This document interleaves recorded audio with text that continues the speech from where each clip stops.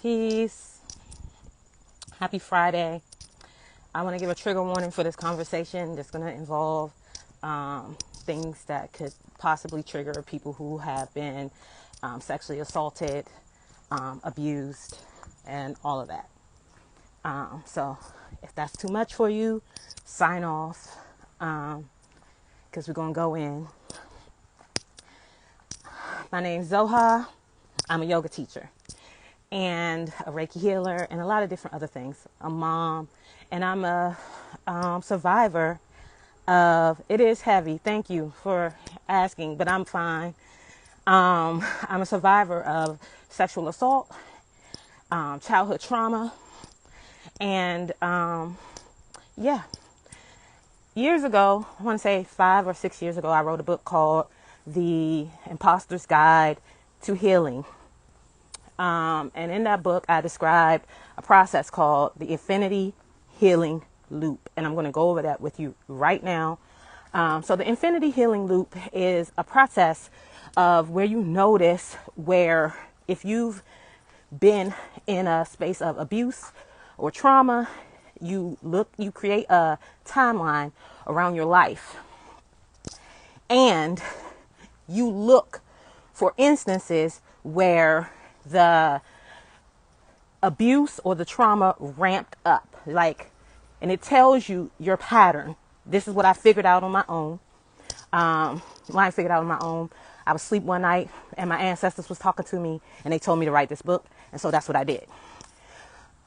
So this Infinity Healing Loop is basically showing you the patterns of abuse and showing you how they start and how the trajectory comes into a crescendo and how they taper off, right? And in that, I've learned I was told to assess the feelings that I had in those experiences, because those feelings are still feelings that you engage with now. And when you engage with those feelings, you are in your loop. You are in your trajectory of moving through a traumatic cycle or abuse cycle, right?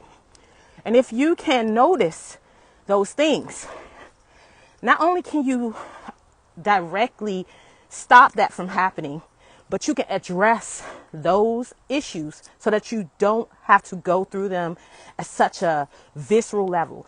Now, I'm not going to say once you do it, it's over. I've been doing this since I wrote the book for 6 years, over and over and over and over again. And it's gotten less.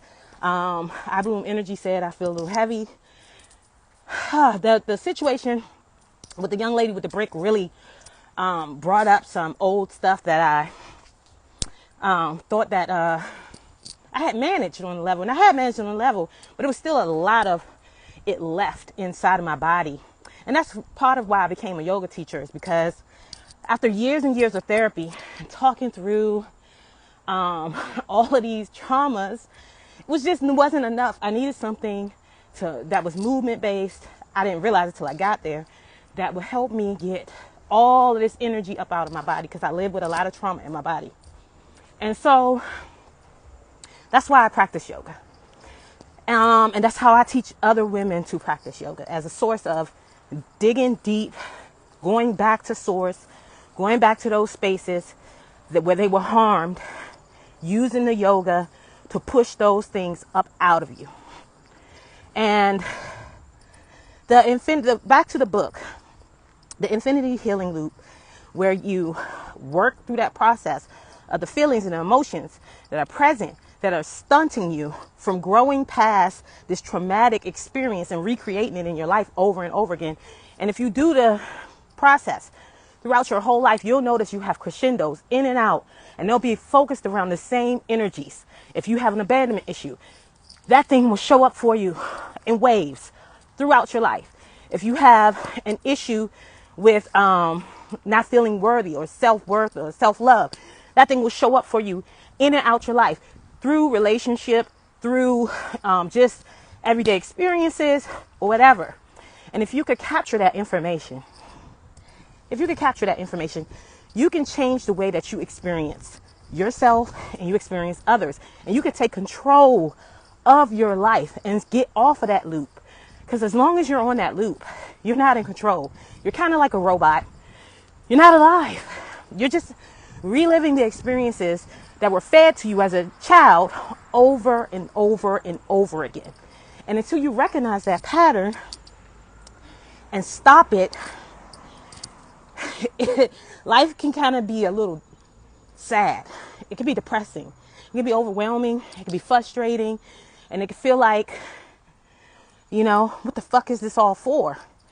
But through this process, I've realized it's for you to learn your design, learn who you are, learn what you were supposed to get from that, learn how to capture those energies and use them for your benefit instead of letting them continue to be used against you or used to your detriment. I work with women in this process too. And one of my clients, without telling all her stuff, has a loop of abandonment, which is very severe. And she will get right up to where she's feeling super abandoned, and she could feel it on her skin. And she knows when she feels abandoned, she reacts viscerally. She wants to fight. She wants to get angry. She wants to tear up shit. And even though she knows this trigger is so deeply embedded in her psyche, in her body, in her spirit, because it's not just her. That's the bigger other thing. It's not just you. It's not just your wound. It's your mother's wound. It's your mother's mother's wound. It's your father's mother's wound. It's all of these women's wound that was passed down to you, right? So you're not just feeling the effects of what you experienced.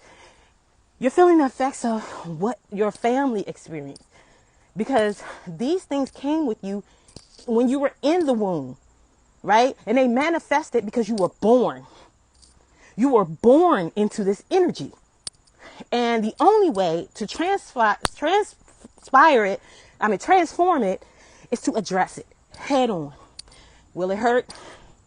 Fuck yeah. I've been in pain for like 3 days. Just thinking of someone taking a brick and beating someone in the face. And just because I remember being a kid, being a child, being 10, being 5, being 11, being 13, and literally the boys in my neighborhood would terrorize me in that same way. They would jump me and beat me up because I wasn't traditionally attractive. And when I was little, I don't know, you probably can still see it now, I had a very wandering eye because I had a childhood accident. And because I was an easy target, because I had a deformity, these young men, whenever they would have a problem, where they were angry, I was an easy place to take that anger out on. And I became the neighborhood kid that everybody picked on and beat on. And because I didn't have a mother or father who protected me from these types of assaults, this became a part of my trajectory. And I know that I didn't have this because my parents didn't have this in place. They didn't know how to protect me because they weren't protected. My mother wasn't protected. She was too busy getting her ass whooped by her husband to protect me, to worry about these little 10-year-old and 12-year-old and 50-year-old boys beating me up every chance they could get. And so when this incident with this brick happened, it really brought up this whole space around how the women in my family have never been protected. They've never been protected. That's a pattern in my family's experience. That is a trigger. Protection is a trigger for me. Safety is a trigger for me. And I have to, when I see these things, I have to engage myself. I have to let it hit so that I can heal past it, so I can create the safety for my daughters and make sure that they know what a proper relationship looks like if they decide to be in a relationship, and that they know that they don't allow anyone to abuse them, and that they don't interact with anybody who needs them to abuse them as well, that they don't participate in those types of behaviors, because abusers learn abuse. And if we're not careful, when we're abused, we become the abuser. if we're not careful and we're not clear, we take on these energies from a power conversation. And we harm ourselves and we harm others. And mostly women harm their children because those are the weaker people around them. They're the ones who are easier to access. And this conversation has been so heavy. All right. So, the infinity healing loop. Back to that. You're going to take a timeline. You can find one online. They have childhood timelines. You can buy my book. Don't buy my fucking book. I really don't care. It's only $2 fucking. I made it so that it could be out there, and I can honor my ancestors since they gave me that answer. I didn't make it to make money. Get a childhood timeline or make one in a piece of paper. On that timeline, you're going to start at birth. Any significant instances that happened before your birth are going to go before birth. So, if your father abandoned your mother while she was pregnant with you, that's a significant issue that was a part of your existence, because while you were in the womb, you were feeling that experience because your mother was feeling that experience. And don't forget, we are alive in our grandmother's wombs when our mother is in her womb. So you were here long before you became a human being. Those eggs were in your mother's baby fallopian tubes while she was being developed. So not only do you have to worry about your mother's trauma, go back to your grandma's trauma. What significant issues did your grandmother carry around?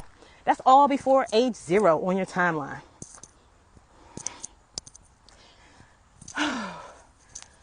I'm sorry to hear that, the Bloom journey. Hopefully you can find someone who knows her story and can share those information with you. But that's all before your 0 timeline. Now, you're going to go through the timeline from the day you were born to age 21. You're going to write down everything significant that stands out to you that you felt some type of trauma. I don't care if it was a little boy took my sucker in school and it made me cry. That lives in your body. Write it down. Is this going to be hard? Hell fucking yeah. I'd say take 2 or 3 ages at a time, especially if you had a significant amount of trauma. Do not try to do this all at once. You will undo yourself if you do. I'm giving you that warning, okay? When I take women through this process, we go a few ages at a time. We dive deep into those ages, especially most of the women I have come to me with significant trauma. You're going to write it down. Then I want you to, when you're finished, when you get to 21, and if you want, you go to 25, because technically we're not adults until we're 25, because that's when the prefrontal cortex develops, and we don't really know right from wrong and how to make good decisions until we're 25. That's science. That's not me. So, you're going to write it all down. And I want you to pay attention to where the trauma starts to pile up. When you have a year where there's 2 traumas, then the 2 years after the Hellifer, where there's 3 or 4 traumas, then the year after that, there's 6 significant traumas, or the year after that, there's 7 significant traumas, and then it starts to drop, and you have 2, 3 traumas, and then you go down, and it has 4 trauma, 2 traumas, or you silently go off to 1 trauma. And I want you to see how that waves through your life. And then I want you to go back into your child self, your kid self at that age. Ask that kid. So if at 4, your mother spanked you really, really bad for doing something you didn't know was wrong, and that shit stuck with you for your whole life, go back and ask yourself, how did that make me feel when I was 4 years old? Ask your 4-year-old self.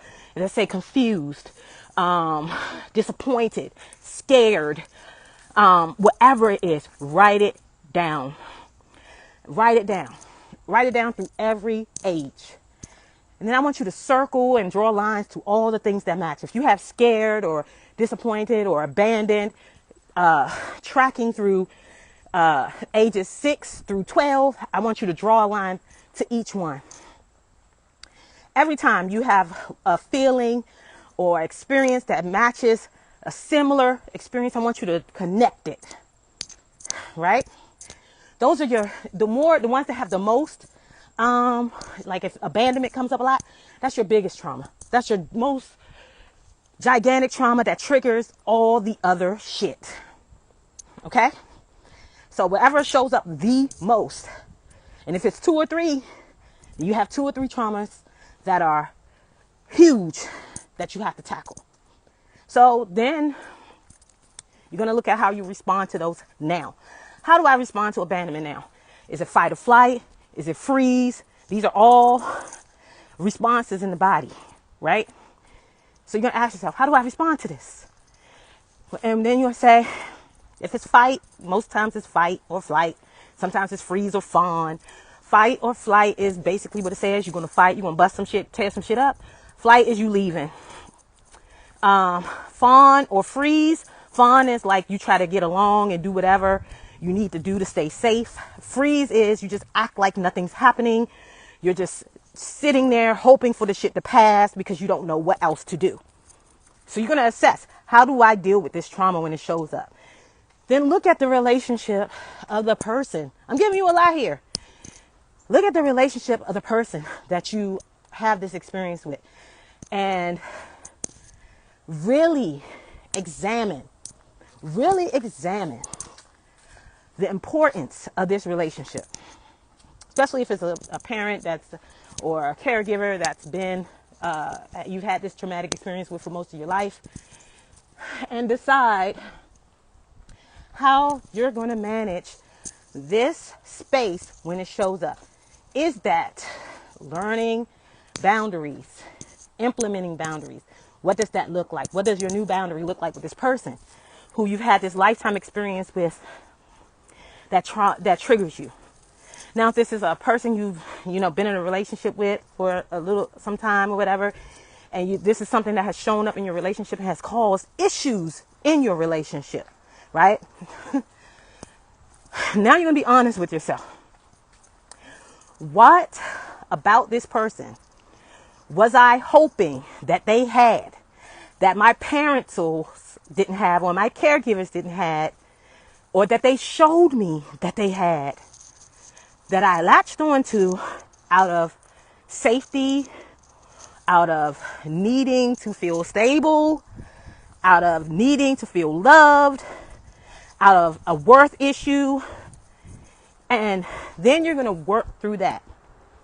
How are you going to work through that? You're going to get very honest with yourself. How do I really feel about myself? Do I feel I deserve love? Why? You can look at that timeline, go back. These instances tell me that I don't deserve love. These instances tell me that I'm not worthy. These instances tell me that people abandon me.